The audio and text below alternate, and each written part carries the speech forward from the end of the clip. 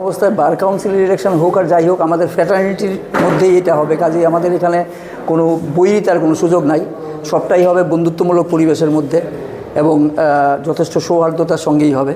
তারপরেও যেটা দাঁড়ায় সেটা হচ্ছে, আমি আগেও যে কথাটা বলার চেষ্টা করেছিলাম, যে আজকে আমাদের গোটা রাজ্যের যা পরিস্থিতি, সেই পরিস্থিতির মধ্যে দাঁড়িয়ে এবং আমাদের আইনজীবীদের যে পরিস্থিতি, সেই পরিস্থিতির মধ্যে দাঁড়িয়ে এবারের বার কাউন্সিলের নির্বাচনটা যথেষ্ট গুরুত্বপূর্ণ।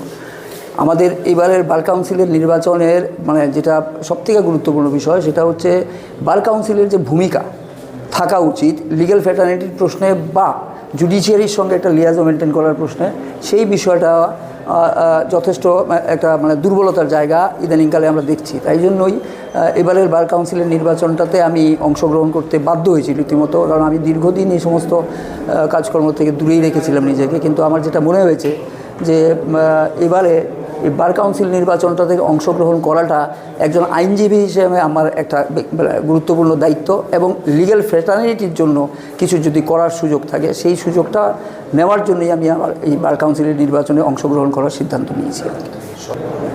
আমার বক্তব্য আইনজীবীদের কাছে যে আমাদের আইনজীবীদের যে সমাজের যে সম্মান বা যে জায়গাটা রয়েছে, সেই জায়গাটা বজায় রাখার জন্য আমি বার কাউন্সিলের মেম্বার যদি নির্বাচিত হই, তাহলে আমি সেটা চেষ্টা করব সেটা রক্ষা করার জন্য।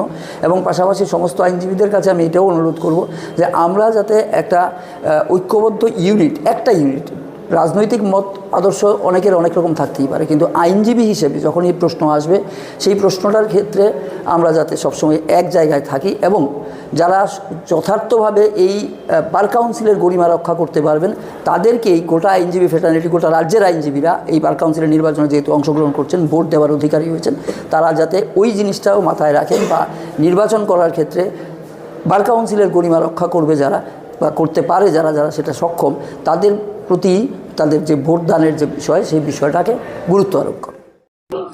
লানেট মিডিয়া ফ্রেন্ড, আজকে আমাদের নমিনেশন জমা দেওয়ার ডেট। আমাদের বিজেপির প্যানেল থেকে টোটাল 9 জন, এর মধ্যে আমরা 9 জনই আজকে নমিনেশন জমা দেব। আমি অলরেডি জমা দিয়েছি, আর আমার আগের কমিটির সুদর্শন শর্মাও জমা দিয়েছে। এবার যে ইলেকশন, বার কাউন্সিল ইলেকশন, এটা 14 ফেব্রুয়ারি হবে 2026। আর এই ইলেকশনের টোটাল ক্যান্ডিডেট 17 যারা নমিনেশন তুলেছেন। এই 17 যদি জমা পড়ে তাহলে ইলেকশন অবশ্যই হবে। আর ইলেকশন আমি গতবারের চেয়ারম্যান, আমি বর্তমানেও চেয়ারম্যান আছি, কিন্তু আমি এবার শিওর বিশ্বাস করি আমাদের 9 জন ক্যান্ডিডেট জিতবে। এবং আমাদের ক্যান্ডিডেটের সেট আপটা খুব ভালো সেট আপ হয়েছে, এবং আমরা গতবার অনেক কাজ করেছি।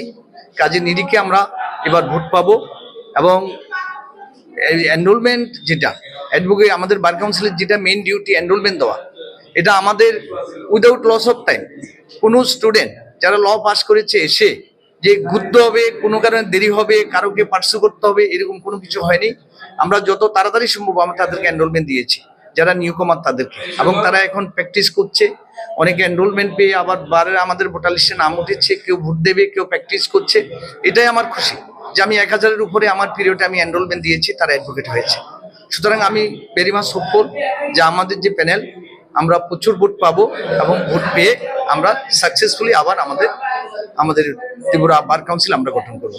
আপনাদের তরফে কারা কারা প্রার্থী? আমাদের তরফে আমি নিজে রতন দত্ত, আমি চেয়ারম্যান বার কাউন্সিলের।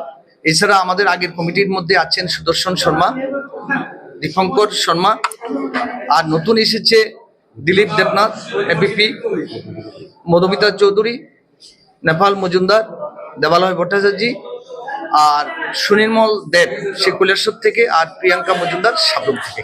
টোটাল আমাদের 2 জন মহিলা, 7 জন পুরুষ, এবং আমাদের অ্যাজ পার গাইডলাইন আমরা ওইভাবেই দিয়েছি। যেহেতু এবার একটা সংরক্ষণ রয়েছে মহিলাদের জন্য, তাদেরকে কি নির্বাচন হবে না, তারা বিনা প্রতিদ্বন্দ্বিতা? তাদেরও নির্বাচন হবে। আমি যেটা বুঝি বা যেটা দেখেছি, নির্বাচন হবে। এটার মাধ্যমে 3টা কোটা 3 জন ক্যান্ডিডেট দিয়েছেন, তারা জিতবেন, এখানে কোনো ডাউট নেই।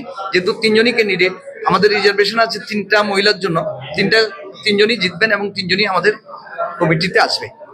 আদর্শগত দিক থেকে কি বার্তা থাকবে আপনাদের তরফ? আদর্শগত বার্তা হচ্ছে যে আমরা কাজ করেছি, যারা গতবার বিজেপির সংগঠন থেকে ছিল, লিগ্যাল সেল থেকে ছিল, তারা প্রচুর কাজ করেছে কাজের নিরিখে। যারা আমাদের লয়ার সবাই এসে এখান থেকে সার্ভিস পেয়েছে, কেউ বলতে পারবে না যে এখানে এসে কোনোভাবে হ্যারাস হয়েছে।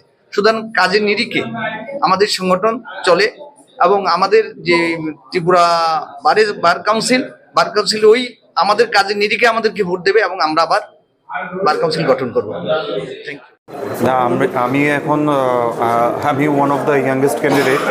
আমি আছি, আরও একজন মহিলা রয়েছেন এই নির্বাচনে, যারা আমরা দুজন ইয়াংগেস্ট রয়েছি।